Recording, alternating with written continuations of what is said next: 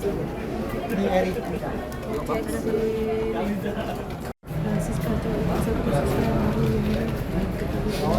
Syederalun Polresta Banda Aceh bersama Jasara Harja dan Bea Cukai melakukan pemeriksaan atau cek urin puluhan sopir di Terminal Tipe A Batoh, Banda Aceh pada Jumat 28 Maret 2025. Kabak Ops Polresta Banda Aceh AKBP Yusuf Haryadi mengatakan sebanyak 35 sopir yang akan berangkat membawa penumpang mudik Lebaran Idul Fitri itu dicek apakah terindikasi mengkonsumsi narkoba atau tidak. Dikatakannya sengaja memilih malam ini karena menjadi puncak arus mudik, khususnya di Banda Aceh. Pihaknya mengimbau kepada para sopir agar melaksanakan segala pesan yang sudah disampaikan, termasuk jangan ugal-ugalan dan kebut-kebutan di jalan agar tidak terjadi hal yang tidak diinginkan.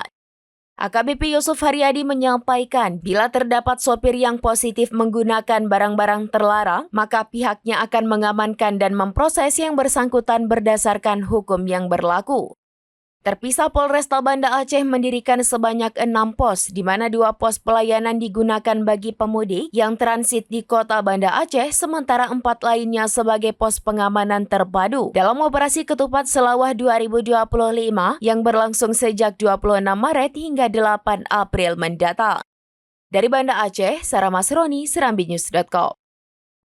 Alhamdulillah untuk malam hari ini kami sudah mengecek ada 35 pengemudi baik itu pengemudi bus maupun L300 atau taksi.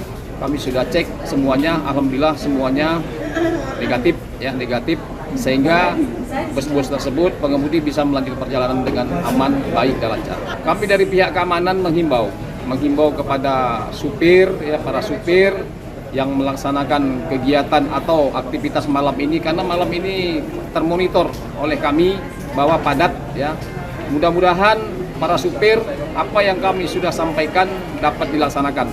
Jangan sampai ugal-ugalan, mengebut, sehingga menjadi hal-hal yang tidak kita inginkan. Dan itu sudah kami sampaikan dengan baik, dengan jelas, sehingga masyarakat juga merasa tenang dan nyaman menggunakan kendaraan atau menggunakan bus yang mereka tumpangi.